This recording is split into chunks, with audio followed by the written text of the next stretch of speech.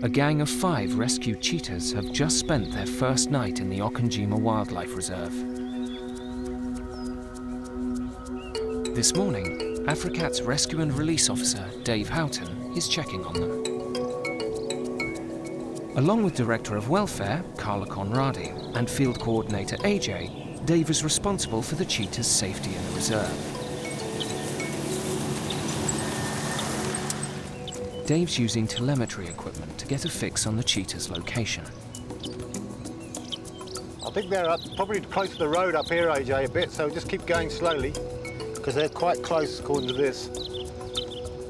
The signal suggests the 5 haven't strayed too far from their release site. Shall we go on foot from here, guys? You see them, AJ? Yeah, I just caught a glimpse of a little bit of white. Oh yeah, I can see them there. They're looking pretty relaxed anyway. But one of the cheetahs is on the alert. 4-year-old Frankie has spotted movement further along the track. Warthog, action. A female warthog and her young have stumbled into the cheetah's path. They're at least 500 yards away, but already Frankie is onto them. Oh, look, they can see action. it. They might be really long-sighted, eh? Look at that. In the wild, male cheetahs will hunt together. Bones follows Frankie into the thick bush, leaving the others behind. Someone's calling, aren't they? Yep, Yeah. calling. It's the one that got left behind, probably. Frankie has never encountered warthogs before. Adult females are fiercely protective of their young, and an altercation could be extremely dangerous.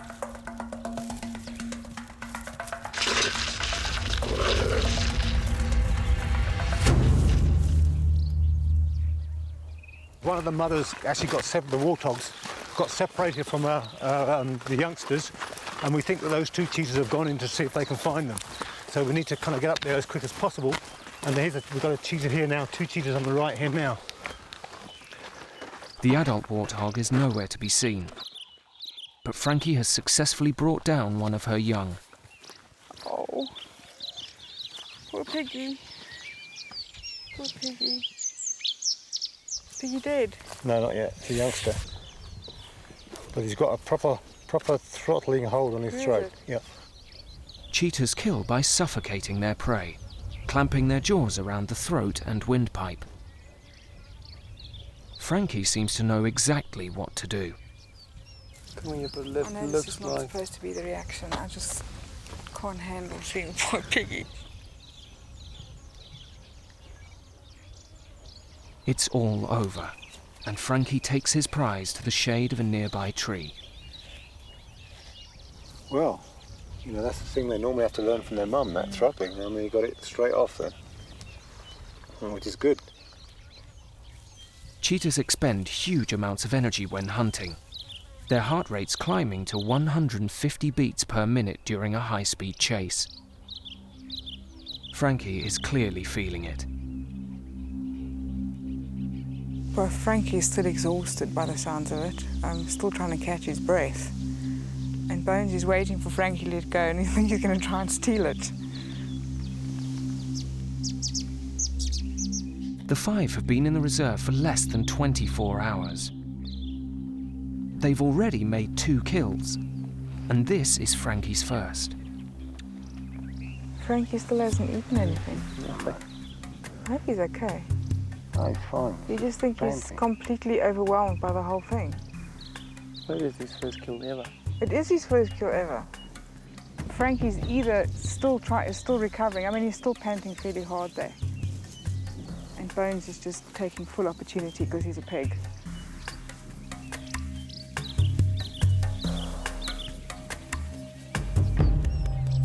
Wild cheetahs are normally taught to hunt by their mothers, but these orphans seem more than capable of looking after themselves. The kill was perfect. Frankie did the proper, kind of throttling kill here. Never hunted in his life before and got it right first time. So It's going to go from strength to strength. They'll be pulling down giraffe next, I guess. When the cheetahs were released into the reserve, no one really knew how successful they'd be. It's a fantastic result, but the experience has left Carla with mixed feelings. It is a bittersweet moment in terms of I don't like to see animals squealing or being killed, but yes, I am proud of them, and it's something that I'm going to have to get used to. They're on their kill number 2. I'm quite shocked actually that it's happened so fast. I'm really proud of them, and they're going to go from strength to strength. Eventually, having caught his breath, Frankie lays claim to his prize and heads off for a well-deserved meal.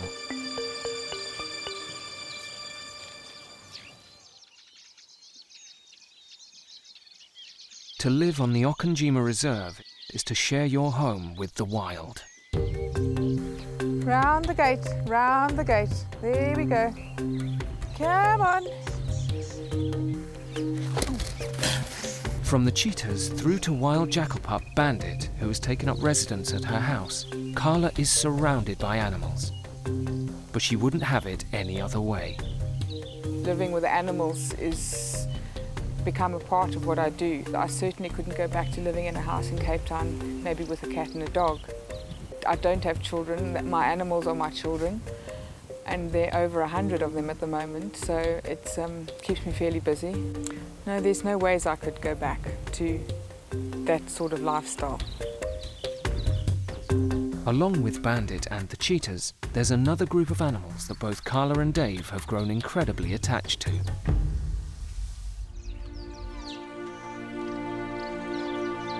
They're a pack of 4 African hunting dogs, and they arrived at the foundation 5 years ago as orphaned pups. The dogs were discovered buried alive in an abandoned warthog hole after their parents had been shot by farmers. And for weeks, Dave and Carla fed them through the night to keep them alive.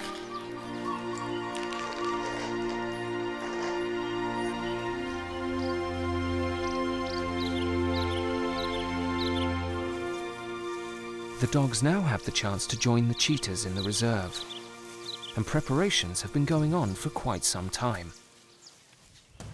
Okay, Rain, okay. Okay, my girl. 6 weeks ago, the dogs were anaesthetised, so the veterinary team could carry out vaccinations. Can someone call Carla, please? Anaesthetising any animal is risky, but after a stressful procedure involving the entire team, all the dogs were vaccinated. I've got Spot here. And this is... That's Ruby, that's Rain, and that's Ricky. Ricky, yeah. 2 reds, 1 purple. This was just the first step of a 2-stage process that will eventually lead to the hunting dog's release.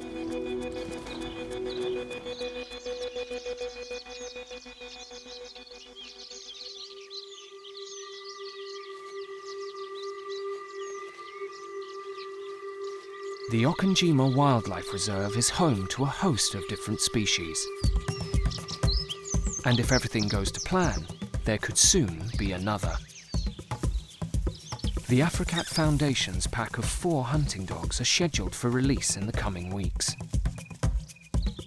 Alpha male Spot and alpha female Rain will soon be leading the pack out onto the reserve to begin an exciting new adventure.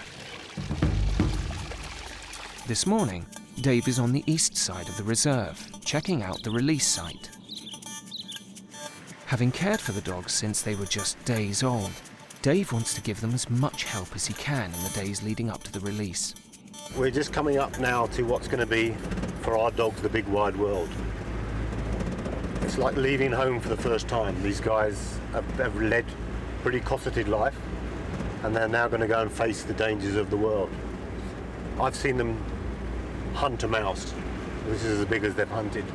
They're now going to be facing things a lot larger and a lot more dangerous. As a pack, hunting dogs work together to bring down prey. But out here in the reserve, there are some animals the dogs would do well to avoid. Over here, just next to me, There's a family of warthogs. When the dogs come in here, they're actually going to be pretty good, fair game. But further on, there's a small herd of oryx. If you see the horns on an oryx, they're pretty sharp and they can actually kill predators very easily. So it's going to be quite an anxious time for us. If they mix with oryx, then we could have some drama on our hands. In 24 hours, the next stage of the release process will begin, as the dogs receive their final round of vaccinations.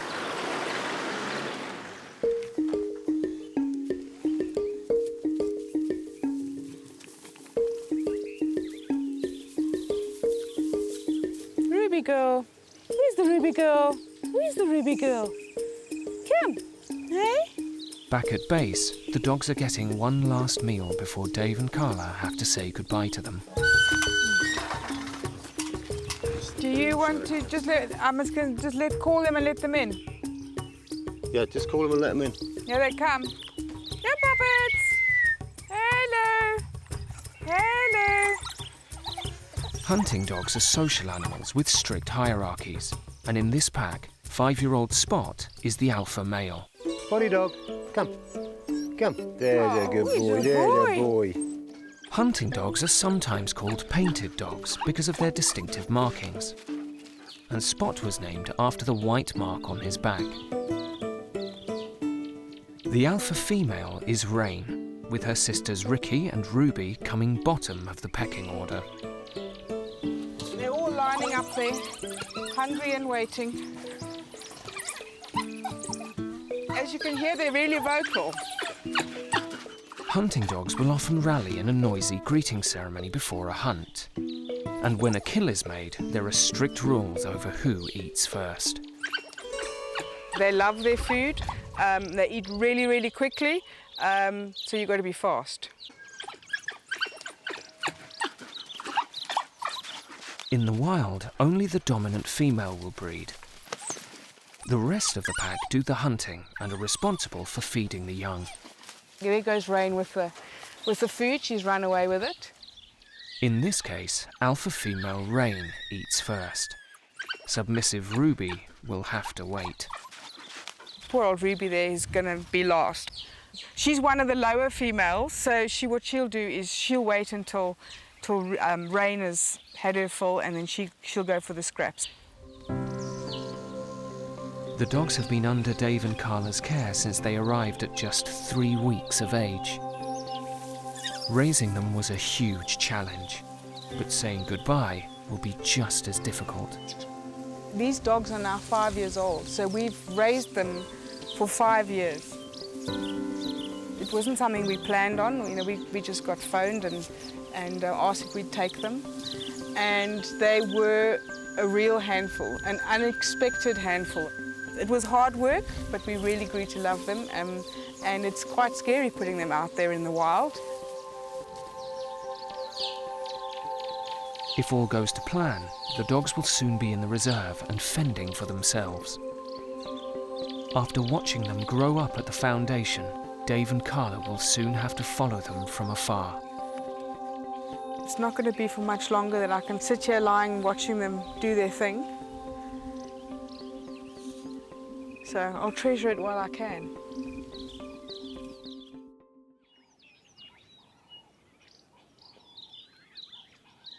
Just days ago, Dave and Carla said goodbye to another old friend, 5-year-old Cheetah, Cyclops.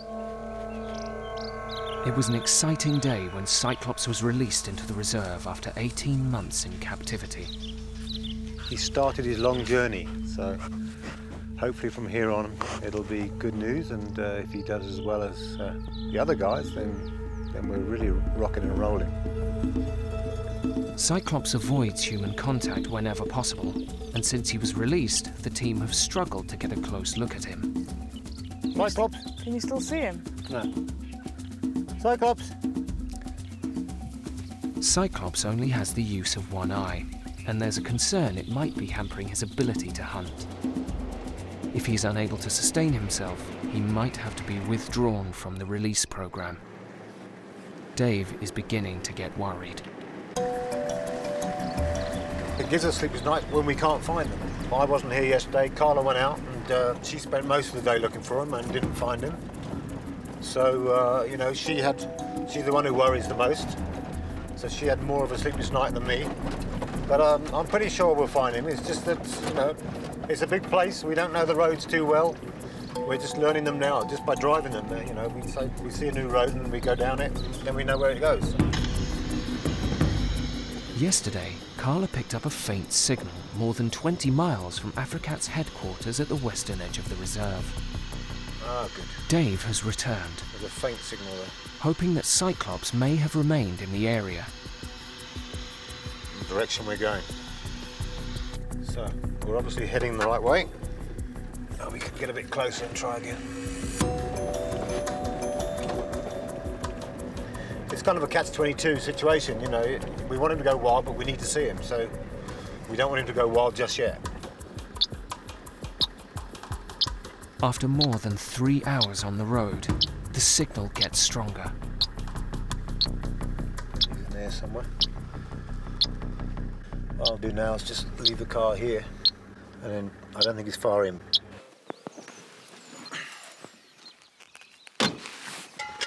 Go into tracking mode.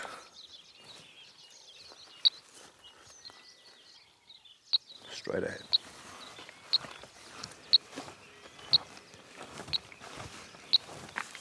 Ha! Cyclops, come.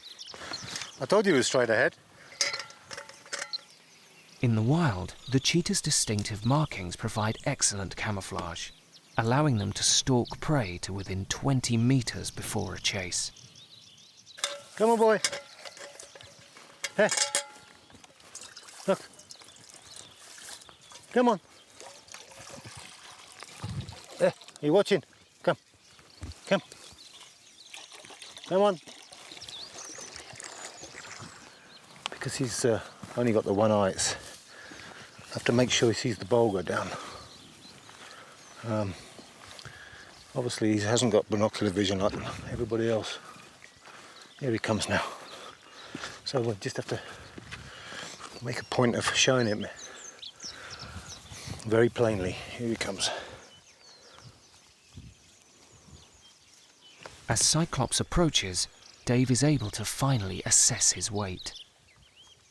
His condition looks good, actually. Of course, as we know, water is more important than food. He can go without food a lot longer than he can go without water. Now he gets the water, it's helping to rehydrate him a bit.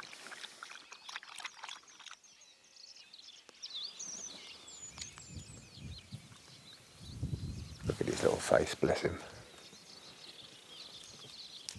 Cheetahs are naturally slender animals, and their stomachs become discernibly larger after a kill. Cyclops appears to be sustaining himself. You didn't drink much, huh? Okay, well, it looks like he's drunk about half of that. So I think he might have had something to drink. If not today, then maybe last night. They get a lot of moisture from their prey, you know, from the blood and body fluids and things like that. So, you know, in the wild, they don't need to drink every day. Dave will still want clear evidence that Cyclops is able to bring down a decent-sized kill. But for now, he's happy to let him remain in the reserve. Carla, you copy? I read you. Okay, I found him and he's fine. Where was he? He's on the western fence line. Hey, I was there. Yeah, he looks like he's eaten something yesterday, I think. Oh, goody. Okay, thank you. You're coming home now. Yeah. Okay, ciao.